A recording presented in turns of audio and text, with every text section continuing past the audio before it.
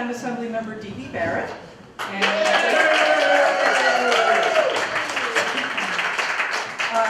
And we are celebrating Women's History Month here with the Hudson Area Library, and thank you so much for the library for partnering with us again this year to have this kind of a celebration of Women's History Month, but also to celebrate a woman who has really made a huge difference in our lives and in our community. And we're really, of course, with mixed feelings, celebrating the life of Cyndy Hall, who is beloved to pretty much all of us here.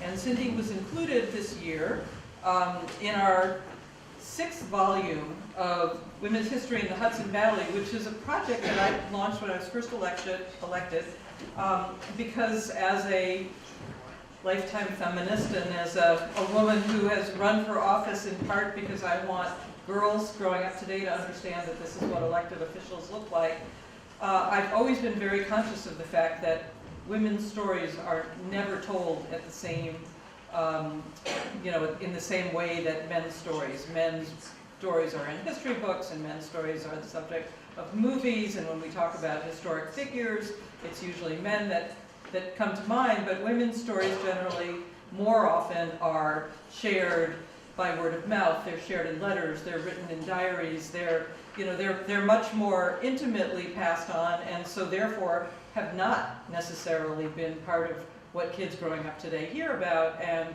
yet, I know that women have made as much of a difference in our country and in our region and in our world as men. And so it was kind of my little mini mission to start telling those stories for the district that I represented, so Dutchess and Columbia counties.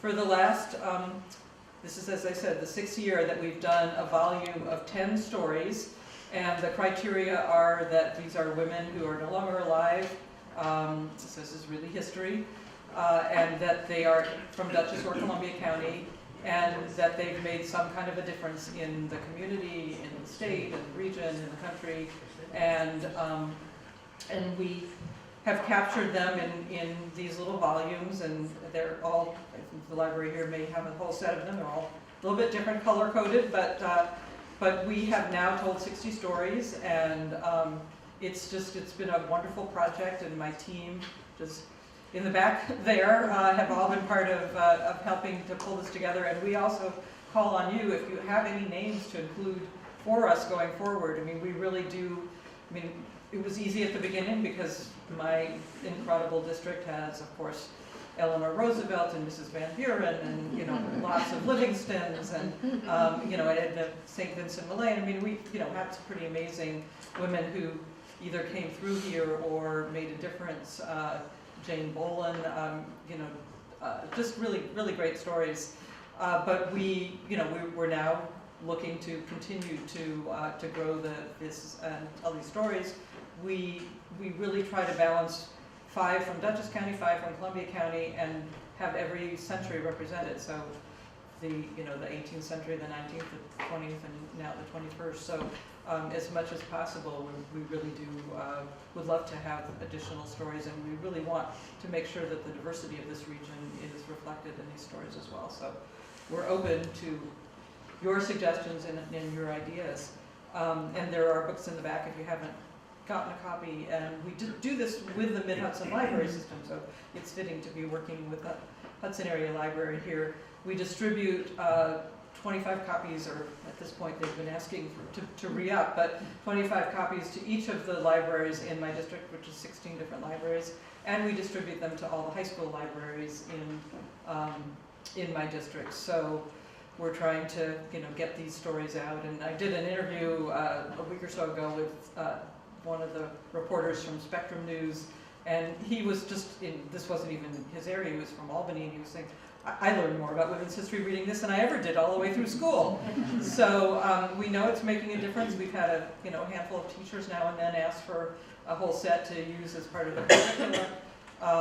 But it's just been a real labor of love for me and for my office, and we're particularly thrilled to be able to use it as a jumping off point to celebrate the life of a very wonderful woman who was part of all of our lives, Cyndy Hall, who, as the chair of the Democratic Committee in Columbia County, certainly touched my life in a profound way, because I probably wouldn't be here if it wasn't for Cyndy. And her, her energy, her spirit, her can-do, her effervescence, her humor are, indelibly embedded in me and every memory that I have of all of the years since, and it's now pretty much since 2010 when I first stepped up to run for the Senate, of Cyndy being very much part of that. And so it's, it's particularly special to be able to share her stories, for all of us to be able to share her stories and her, the way that she touched all of our lives here today. So let me first welcome because Cyndy didn't want to do it this way, all of our elected and other official people here, and I'm just going to mention names, and you're welcome to wave or whatever you would like to do. But we have Will Yandick, Mayor Rector, Supervisor Sarah Sterling,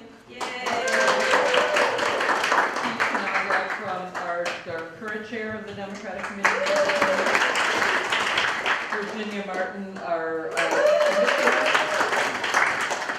Katie Passion from the My Home Board, Michael Chmitas, where are you, Michael? Supervisor from Hudson, Alderman Kamal Johnson, Cyndy's family, who's here, Sue and Kevin Richardson, Heidi Bruce, Sally Doloff, Nick Wojtach, did I miss anybody here? Yeah. Alvin, I'm sorry about that. I know I saw you before. And Bernadette, our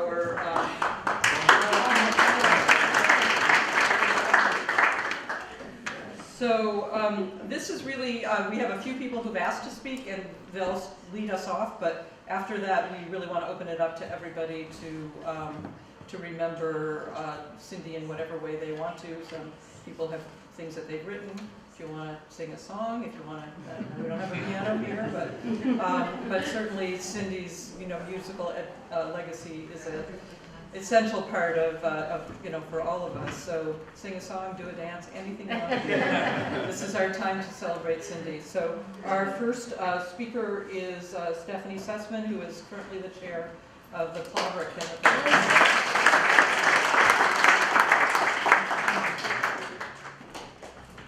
Well, about a decade ago, my husband David and I were relatively new to the town of Claverick, and we met Cyndy on a beautiful spring day, and she looked like this. She had her hand and was getting signatures for petitions. It was spring then.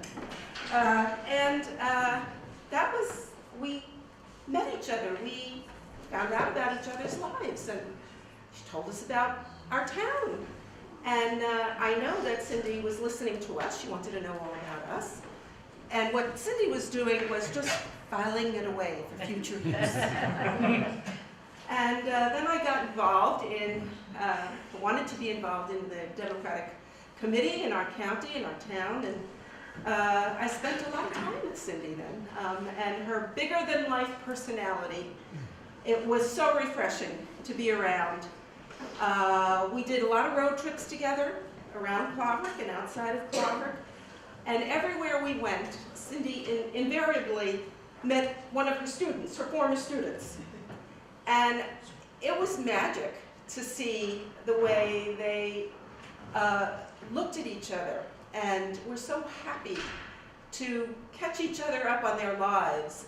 There was love in their eyes, is what I could say.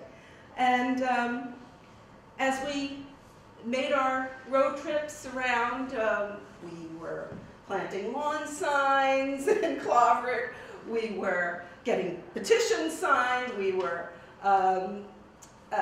putting up caucus notices because we were a little late getting it in the newspaper, so we had to hang them up all over Claverick. It's not easy to find 10 places in Claverick that hang a public notice.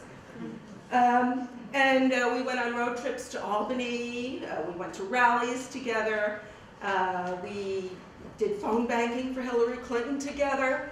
And during all of those times that we spent together, I was watching and just so inspired by her unwavering democratic values that she possessed in every fiber of her body. And she became my mentor and my counsel when I stepped up to be more active in the Clark Democratic Committee, and my inspiration. And whatever she did, I make the analogy, she was like our farmers in our community. She was a cultivator.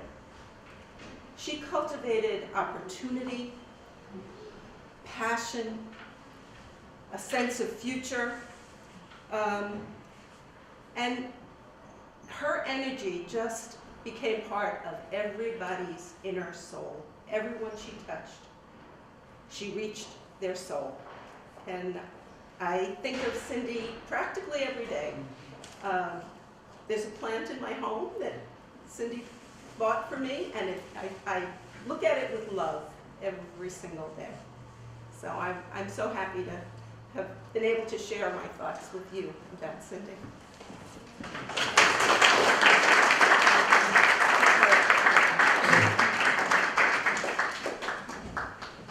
Thank you, Stephanie.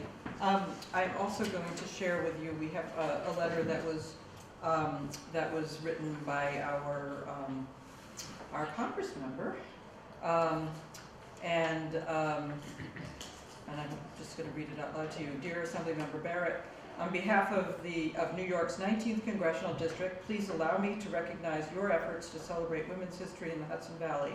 It is vitally important that we collectively remember the enormous contributions to our district and our region made by so many women throughout the centuries. I regret that I cannot attend today's event, but I would like to join you in honoring the life of Cyndy Hall. As the father of 2 young boys, I feel lucky that our community is blessed with people like Cyndy, a remarkable individual who devoted much of her life to the children of upstate New York. For 37 years, she taught music classes in Kinderhook and Hudson, helping her students learn to love the arts. And in her role as Vice President of the Hudson Teachers Association and Chair of the Professional Standards Committee, Cyndy worked tirelessly as a leader for other teachers in our district. While these accomplishments are impressive, they cannot fully capture Cyndy's profound importance to our community. Our children were lucky to have Cyndy as a teacher, and our community was lucky to have her as a pillar. Though we mourned Cyndy's passing last year, we celebrate her life and the enduring contributions that she made to our community. It is gratifying to see her receive the recognition that she so deserves today. Sincerely, Antonio Delgado, Member of Congress.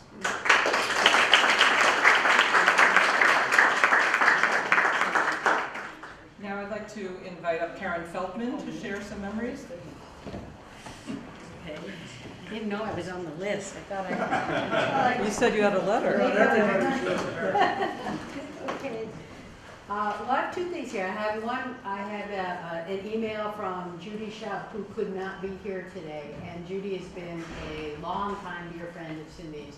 And so she apologizes for not being here, but she gave me some words to speak on her behalf. Said, among her many laudable traits and talents, Cyndy demonstrated her commitment to democracy, to the American form of governance, through her tireless efforts to engage our community and support our candidates. Today, these efforts appear more important than ever in our lifetime as we witness the assaults to all of the most fundamental American institutions and values. Cyndy continues to be a source of strength and guidance through these times. Cyndy also was a beacon of great beauty, enriching our lives through her musical talents and love for all the people she met or with whom she worked. She was a tireless mentor, introducing the children she taught throughout her career, as well as us amateurs as we participated in grassroots politics. Her wisdom was only exceeded by her modesty. We talk about the same Cyndy? Like you, she was skilled at identifying resources and questioning and listening to those around her. having the opportunity to be with Cyndy, work with Cyndy, and listen to Cyndy, that is usually what we all do, is we listen to Cyndy, was truly an incomparable gift that we can never repay. Columbia County is a different place from the one we settled in years ago in many respects. I can't help but feel the emergence of more progressive, inclusive politics and sensibilities is in large measure a product of her efforts. That's from Judy Show. I just added a couple of things that I also wanted to say, and I know that probably a lot of people are going to come here and have stories about her life as an educator and then in politics, and obviously Cyndy and I cross paths a lot in politics, and I have a million stories, and I probably could write a book. But rather than spend the time on that, I think what I want to do is maybe the minute or so that I have is talk about Cyndy's family. Because to really understand Cyndy, you have to know her family. Because if you know her family, it explains a lot about who Cyndy was as a person. See, they're already laughing. Really. I probably could just say one of 5 sisters, and that would explain it all. I wouldn't have to say any more. But it's very appropriate, I think, in Women's History Month that Cyndy comes from a family of 5 sisters. Her mom, when she was alive as well. If you meet them, you understand where Cyndy gets it all. So many times I've been with her where we would go somewhere, and I said, "What are you doing?" She said, "I'm writing a check." So what are you writing? She said, "Well, I feel like I need to write a check." And even though she didn't have a lot of money, one of the things that she loved to do was to support causes left and right. And all of her compassion and her generosity, it always amazed me that she always thought of somebody who had less than she did.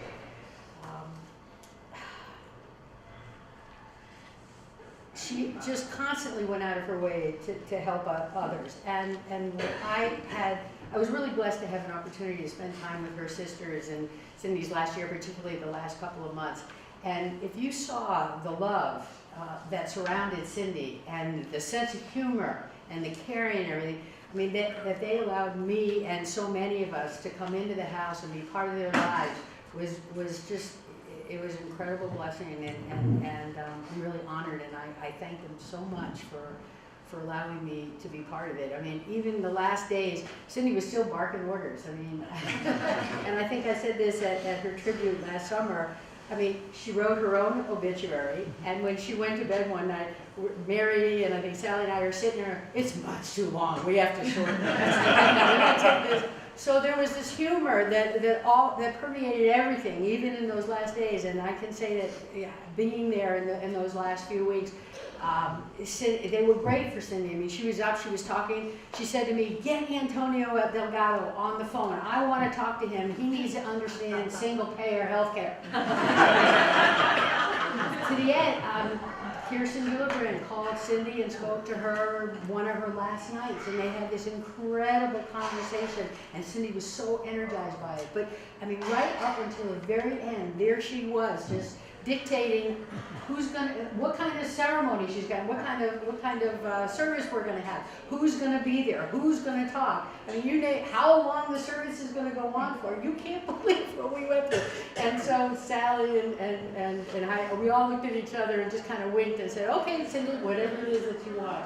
So her sense of humor, everything about her was there right until the end. And it's really a tribute to her family to see how caring and compassionate and how warm they were and loving with Cyndy, and it just explains everything that I suspected about Cyndy but never knew. The only other thing that I could say, so many things happen, and I think Stephanie mentioned it, that Cyndy is always on my mind. I can't tell you how many times I just go to start to pick up the phone. She's still on my contacts list in my telephone. Anyway, so those are just some wonderful memories that I have of Cyndy. And Didi, I want to thank you and your staff for making this possible, not just this year, but also last year. Last year we had a similar event, and for Megan, and her family all was here. And it was just, again, that family. You can see how people are the way they are when you see your family. So thank you for sharing Cyndy with us for all these years. We love her, we miss her, and she's always going to be right here on our shoulder. And I think the last thing I would say is I think she just made sure she got to heaven before November, because if she couldn't control the election from down here, she's gonna make sure she controlled it from up there, and I think she did. Thank you very much.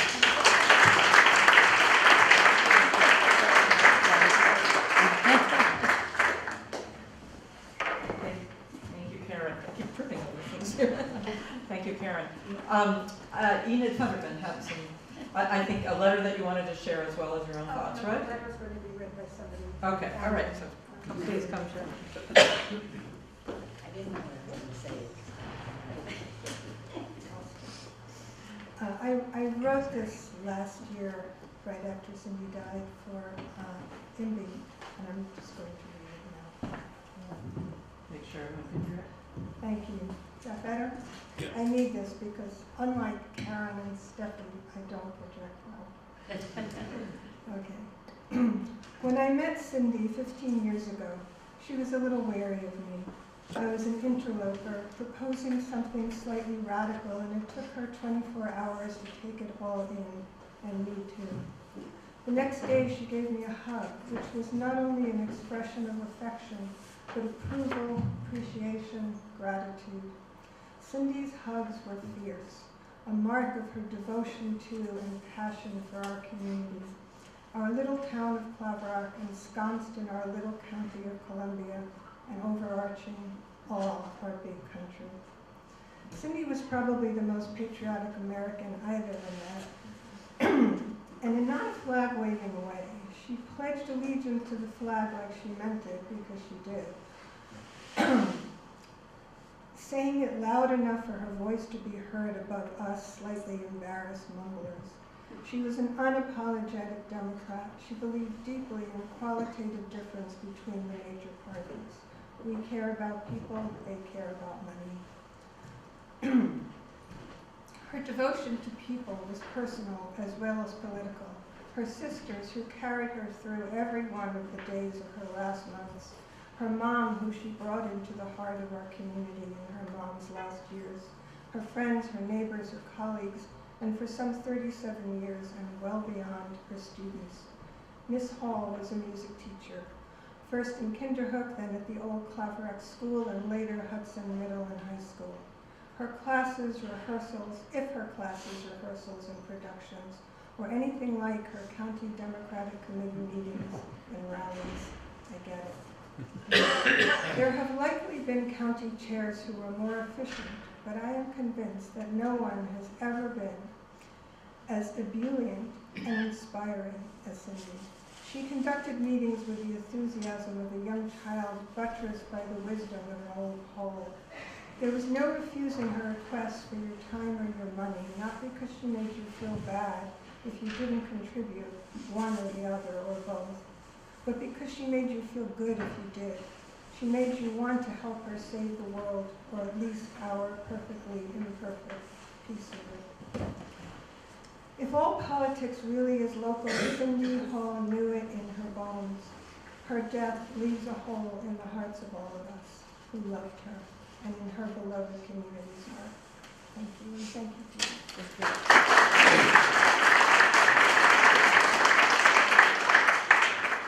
Thank you, Enid. Keith, would you like to comment?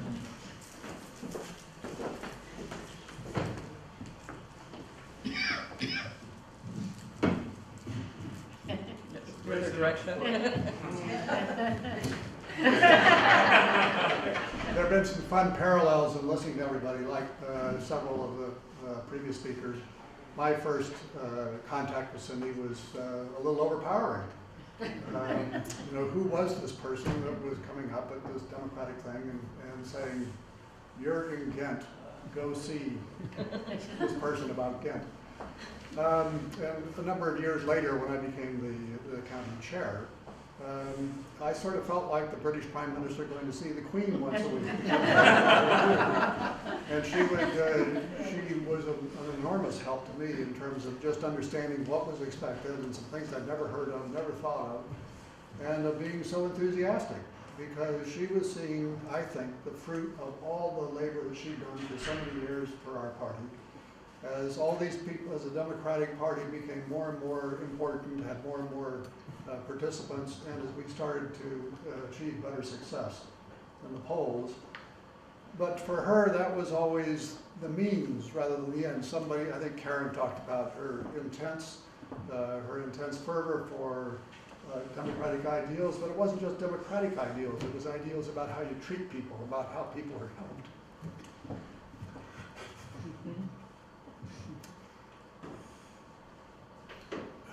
The last time I did this was at the county committee meeting. I told them, my job's going to weddings, funerals, and bar mitzvahs, and I'd rather have a few more weddings and bar mitzvahs than all these funerals you're sending me. But I still miss her, and I still wish that I could talk to her and get some guidance, and just her brilliant personality, which is always so positive. So, Cyndy, wherever you are, we're thinking of you.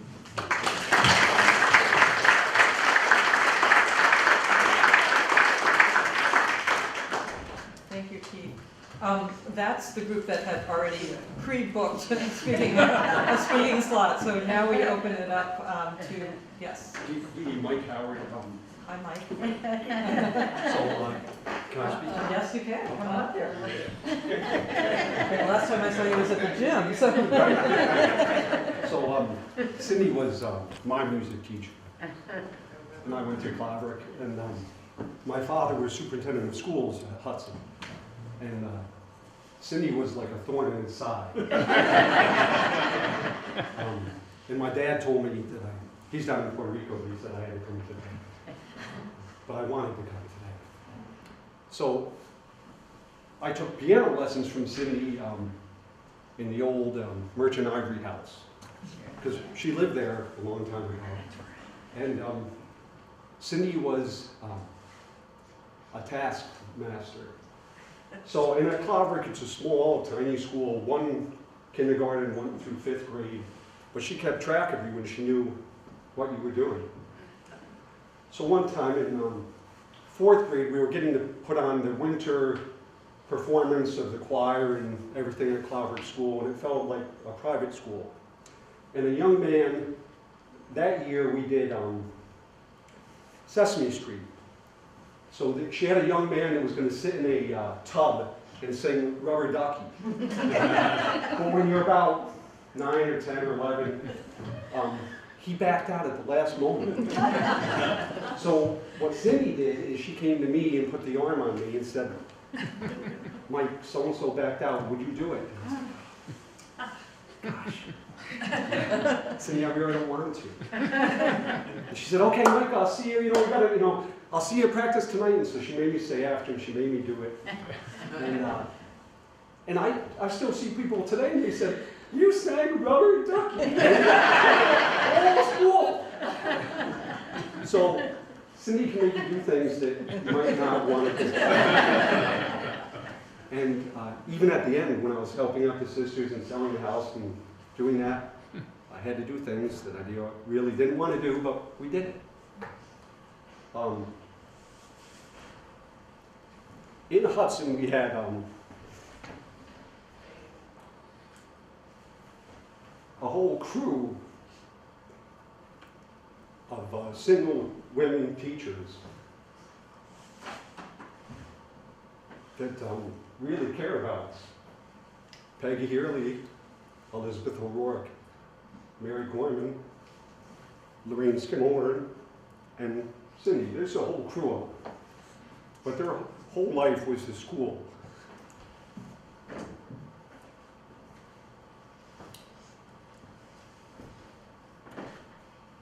And their students. And they really cared about us. And Cyndy cared about it wasn't the broader community, she cared about everybody, the world. So, in our everyday lives, we can try to emulate some of Cyndy Hall's examples and characteristics. And if we did that, the world would be a better place. Thank you.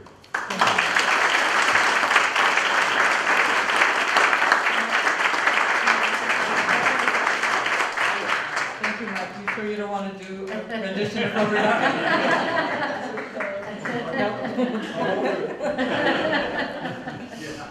Yes.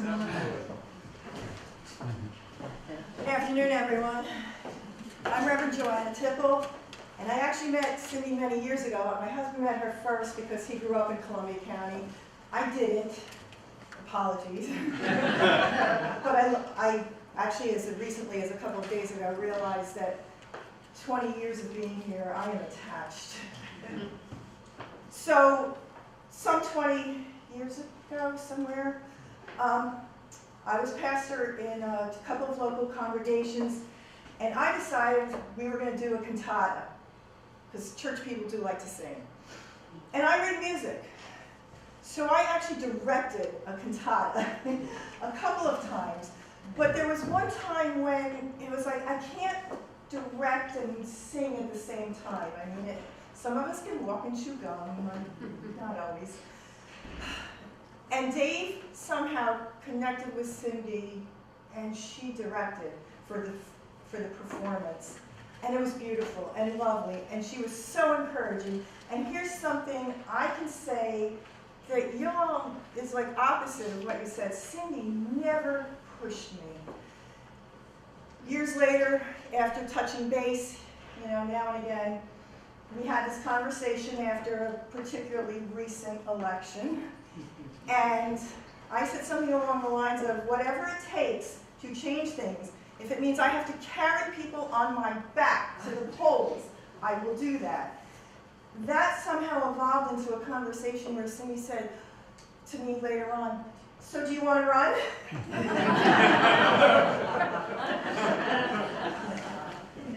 The fun thing is that I actually have thought about it on and off during the years. I just never thought I would have the opportunity quite so soon. You know how so soon comes before you're ready?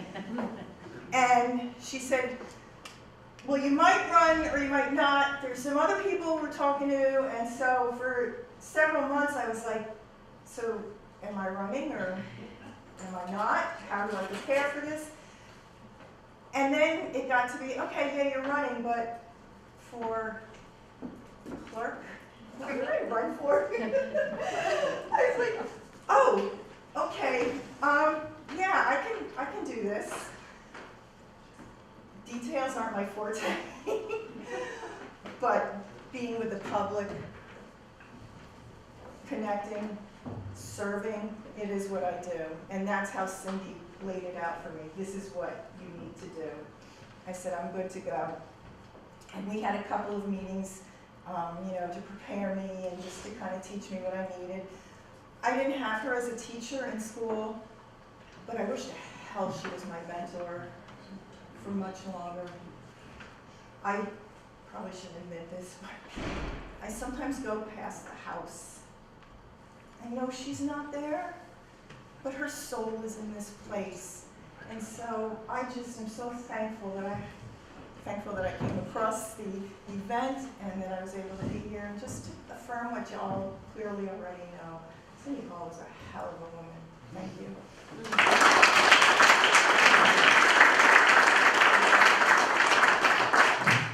Thank you for sharing that. Victor.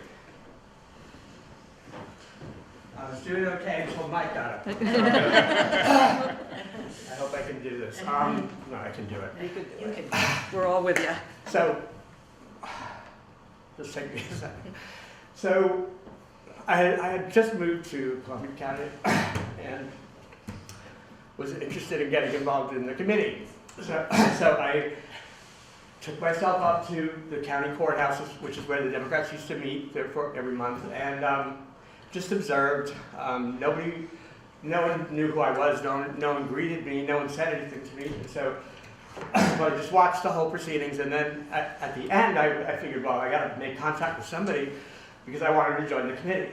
So I said, "Who's that woman?" And of course, she was the loudest, most animated person in the room. And I reached out. I grabbed her at the end and I said, "Hey, I'm Victor Mandolia. I've always been involved in politics. I ran my first campaign when I was 14, and I'd really like to run for the committee." And she said, "You should do that." And I did. And I didn't actually run the first time because I got appointed to the committee, but and then about 18 months later, I was the chair of the committee. I literally just moved here and served for 9 years on the committee.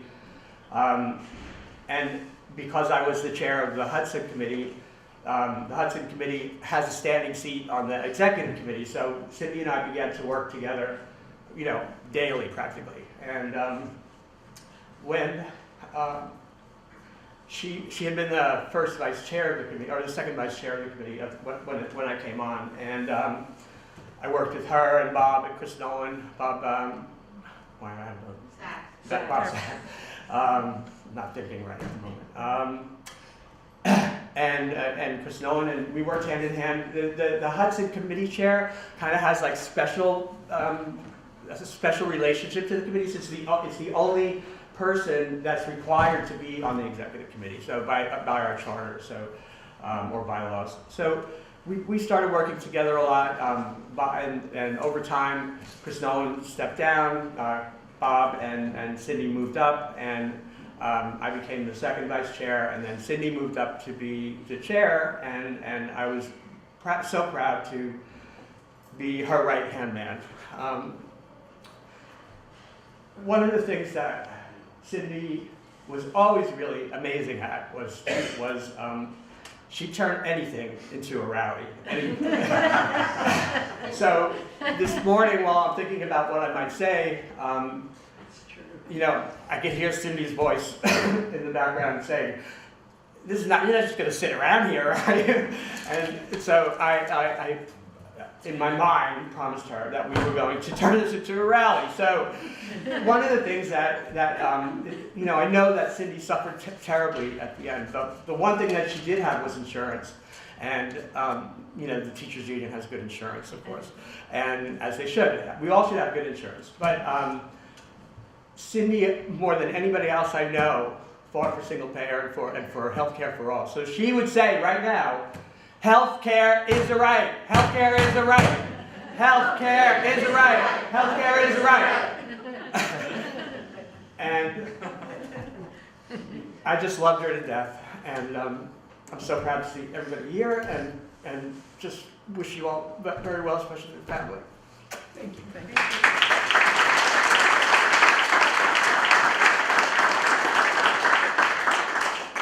Yes, come on up.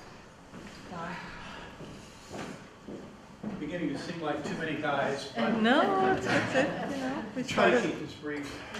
Miss Hall. I Yes, learned to Miss call Hall. her Miss Hall when I met her. And she ran into a couple of her students, so I knew that Miss Hall was Miss Hall.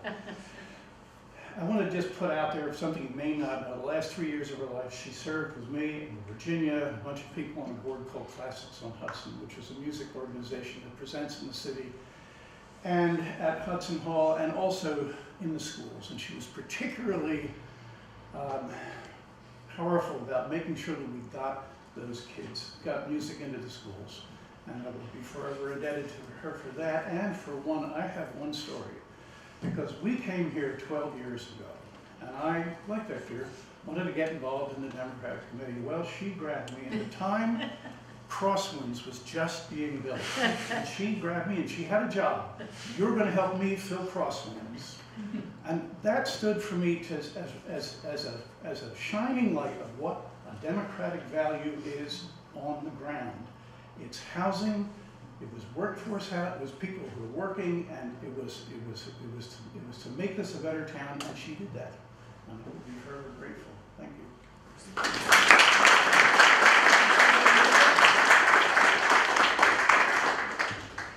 Yes, come on.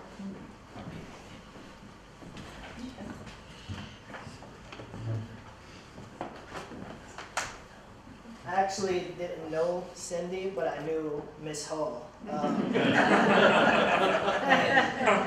If you know Miss Hall, she was the sweetest person you would ever meet, but she had this aura to her that she was one of those teachers that you didn't mess with. And I remember being a student, and I want to say about 3rd or 4th grade, and I was going through a lot at the time, and I was just like really like one of those out of control students. And I went into Miss Hall's class, and I remember she was giving everybody a report.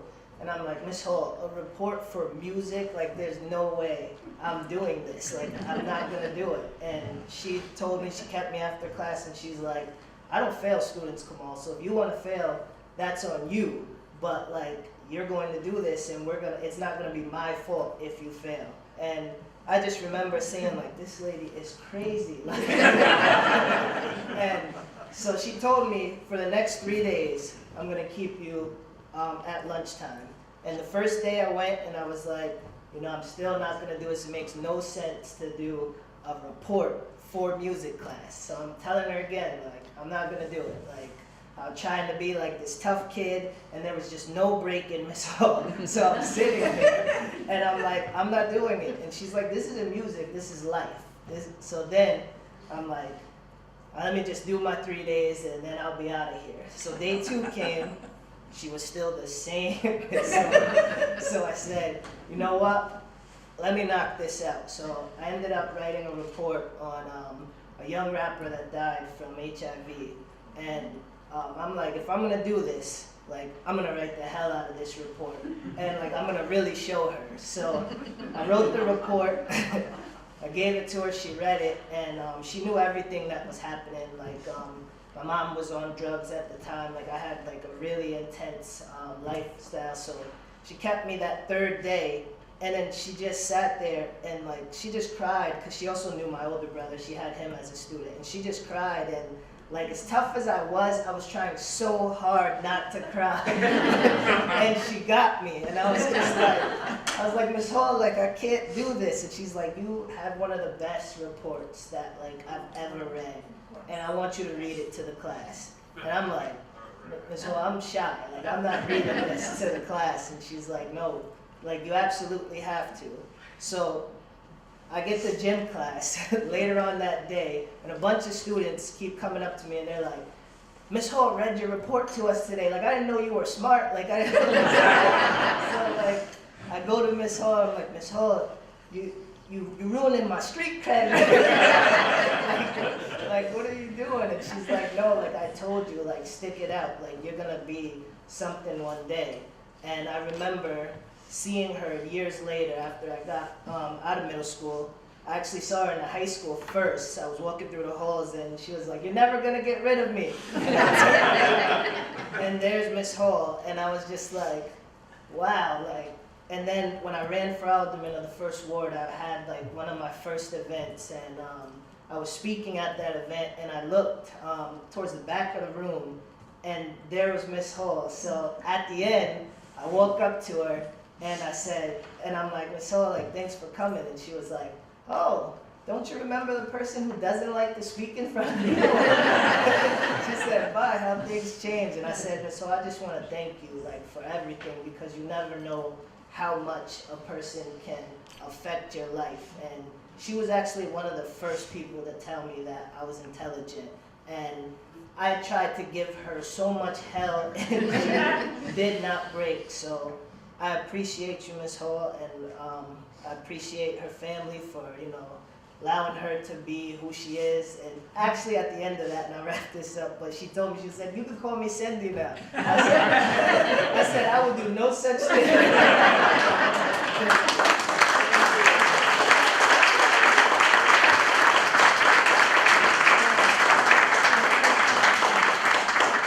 Thank you, Kamal. That was a wonderful recollection. Keith?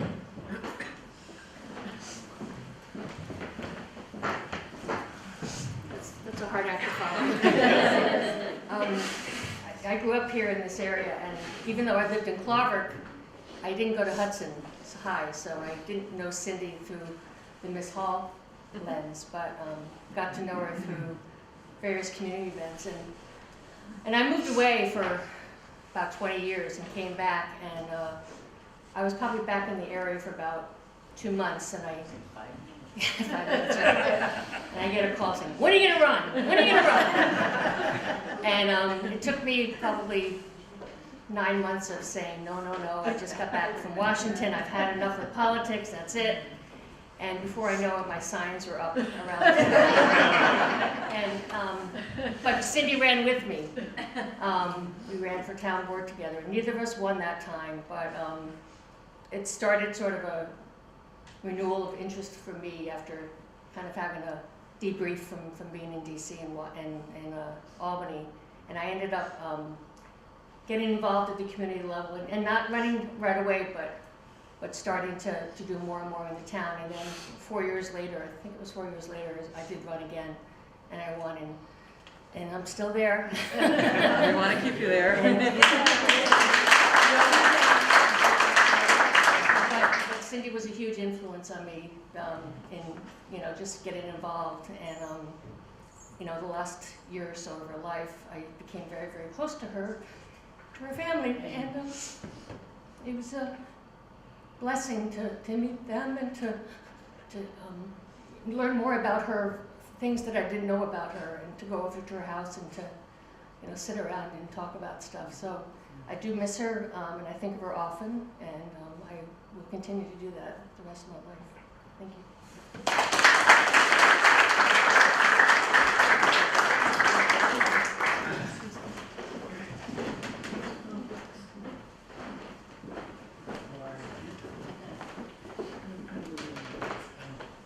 Hi, my name's Laura Smith, and I'm one of the old Democrats in Claverick. And I was on the committee when there was barely a committee. And then Cyndy got involved, and she kept saying she didn't, just her personality was so perfect to be a candidate. She did sort of like you did, Katie. I'm not gonna run, and then she did.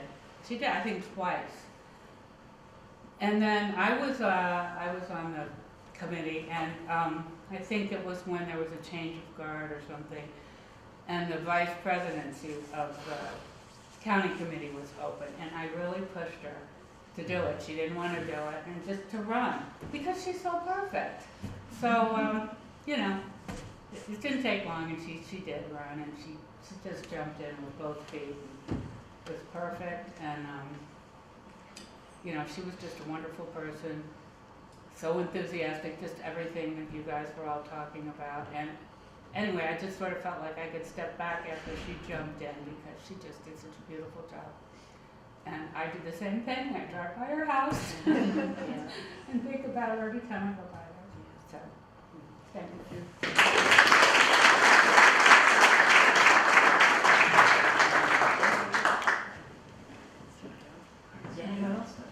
Rick, and then, okay. Rick, come on. I just moved to Columbia County full-time, and I've been a weekender in the area. It's in the middle of the 2008 elections. And if everybody remembers, the Columbia County Democrats had a headquarters in Ghent, where now I think the Columbia paper is located. And so as a very concerned citizen, the place was never opened. And it always made me very frustrated. So I, at one point, said, well, I'm going to call and find out why they can't be open, especially in the evening when people are coming home from work. So I did a little homework, and I said, I need to call Cyndy Hall. And one of the best things I ever did that year. And I called and said, Ms. Hall, why can't we get this thing open for the general public to be able to get signs, to get literature? She goes, good idea, Mr. Director, meet me there tomorrow night. So, this is an interesting woman. And so the next night, I think around 6 o'clock, we met. Mr. Director, here are the keys. Knock yourself out.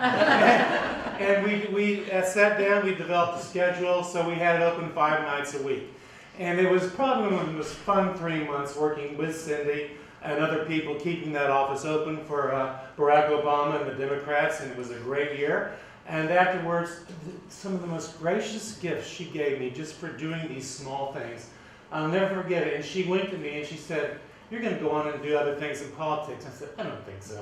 She said, oh, yes, you will. So, now I became an alderman. She called me. She said, see, I told you so. And from then on. So, God bless Cyndy. God bless the family. And it was just a remarkable impression she made on me.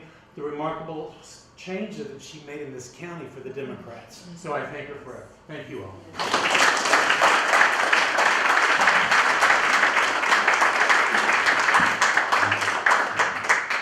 Be careful. I have to go now because I'm losing my nerve. I'm speaking for two people. Our mother, who a lot of you met the last couple years of her life, and Sally found this in a scrapbook that my mother gave. Oh, somebody gave it to Sally. And I'd like to read this. It's to my mother, and it's from a Hudson City School District family. I don't know who these people are, but I'm assuming it's the family that's in these pictures. Dear Mrs. Hall, there are some people in this world who have become so very special to my family and to me, and Cyndy Hall is one of those people. I often think about how happy we are knowing her and having our children learn under her. And I thought you would enjoy knowing how loved and appreciated your daughter is. The children of Hudson City School District's music department have been so very blessed and enriched by her talent, her humor, her love, and her dedication. Thank you for the very special part you had in making her the unique and precious person that she is to us. Most sincerely, this family. And I've been reading it over and over because Sally didn't want to read it.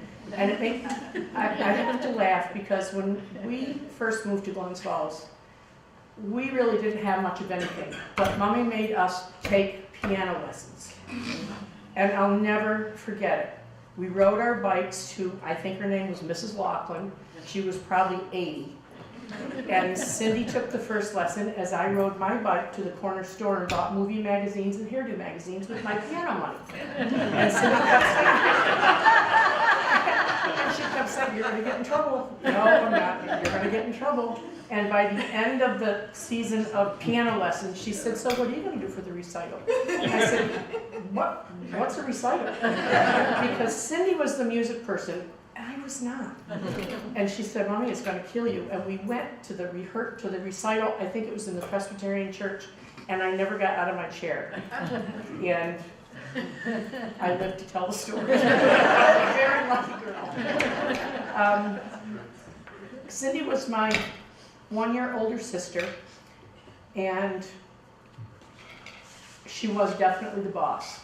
My mother always worked, and we always came right home after school every day to Cyndy with a long double-sheeted yellow piece of paper that my mother wrote with all the jobs we had to do. And I just want to thank everybody for being here today. She loved her community, and she loved so many of you people. I can't even tell you the names of everybody that she mentions to us that we all can't remember. But thank you so much for her love and the support that you gave her during her illness. I know it meant a lot to Cyndy, but it also meant a lot to us because we all couldn't be there all the time. Our sister Mary is in Nebraska with her first grandchild, or she would be here today. Cyndy was so proud of her community.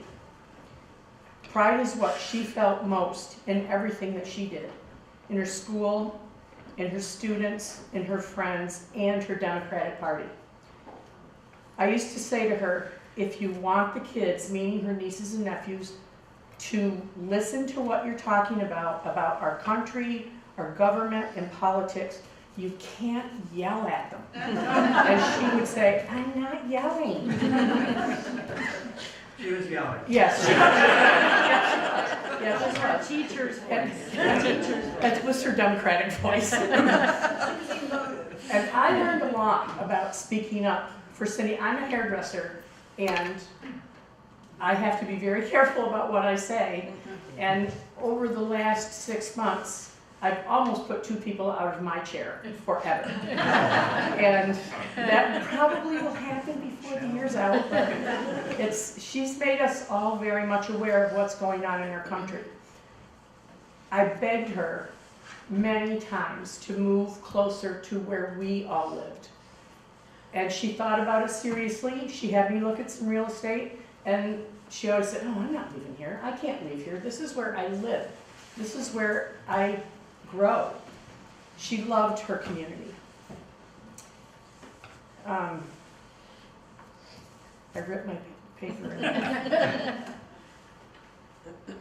I have loved reading on Facebook a lot of different things that different people have talked about with Cyndy. And there's this one, I asked my family to not take her page down because I keep going back to it. At Christmas time, I wrote her a note and said, yes, I can hear that piano blaring and the Christmas carol singing from in heaven. I know you're up there pounding. But there's also a young man who was a student of hers, and his name is Brett Worth, and he lives in Texas. And probably 3 days after Cyndy died, he had 2 songs that he sang, and he had them on Facebook. And if you want to look him up, I looked today, and he's still on there with these songs that he sang to her, and they just are heartbreaking because she did for him in his young life what she did for you in your young life. And that to me is what my sister was about, what she did for kids and through music. As a teacher, I think that's what I'm proud of her most for, is what she did for the kids. So, that was our sister.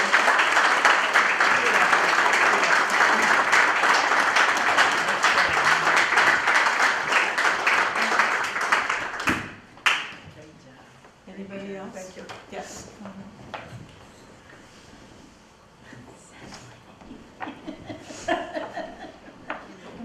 Should be handing out tissues here. I don't know if I need this, I hope I don't. My name is Maya Reed, and I didn't know that I would stand today and speak to you. Almost 18 years ago, Cyndy Hall was probably one of the first people I met in Hudson after Michael Howard. When I was moving my 3 children from Peekskill, New York, here to a very new community. It was a big move when you move your children to a new place. It wasn't just my move. I knew my 2 older ones would be fine. It was my youngest one I wasn't so sure about. So what we had to do was have a home, and Mike Howard provided us with a beautiful home for many years. And then we needed to go and check the middle school out. And we went up and we went on a tour, and we were left with Cyndy Hall. And the minute she met us, she looked at my son, not at me. Said, hello, what is your name? It's so nice to meet you. And then she brought us into her room. And the overhead lights were off, and Christmas lights were lit. And my son and I immediately felt we were in a safe and good place with a safe and good person. And when we left that visit to the middle school, my youngest son, who was 11, said, we can move here, Mom. I did not know that what my work would be. About a year later, I was working in an arts organization, Hudson Valley Space Limited. I was asked to run databases after having actually been an educator in community and arts organizations prior to that in my earlier life. And Miss Hall and another teacher in the middle school, after 9/11, and realizing the diversity of our community, started something called the Tolerance Committee after school, where she invited organizations and individuals to come and have lunch with the children, and the children were the hosts. And everybody got to know each other. And through that committee and through one of those luncheons, she connected with Time and Space Limited. Because I had experience working with young children in community, I was asked to connect with Cyndy to collaborate on developing a program between the city school district and arts organization in Hudson. And that is how my career as an arts and community educator with the youth in Hudson began, because she created my first little group of children. So after our 6-week program was over, and we had done incredible work and developed beautiful relationships with these 11, 12, and 13-year-olds, their families and they decided to stay on with me and my coworker. And for 9 years, we ran very, very, very important and beautiful arts programs and gardening and farming and outdoor education programs for the youth in Hudson, who are now adults, who are working in community very much with children. And I want to just thank Cyndy for believing in and advocating for children, because I found a partner in that here when I first landed here. So thank you, Cyndy.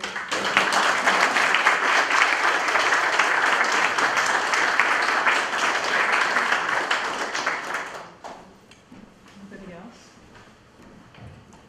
This has been such a rich and beautiful collection of thoughts and memories and inspirations, and I just keep thinking too, as we see some of the younger people involved in politics, and maybe it's not just age younger, but mindset that, that they know the way, and that sort of throwing out the old guard and only their values are the right values. It reminds me that we all stand on the shoulders of giants, and for me certainly, and I think for all of us here today, Cyndy was certainly one of those giants, and she touched every age group, and that was an extraordinary part of her gift, and we're so much better community for having had her in our lives, and thank you all for being part of that. There's some sweets in the back of the room, and please stay here and share memories and conversation with each other. Thank you so much for your Cyndy's family for being here and sharing with us, sharing her with us, but sharing this time with us as well.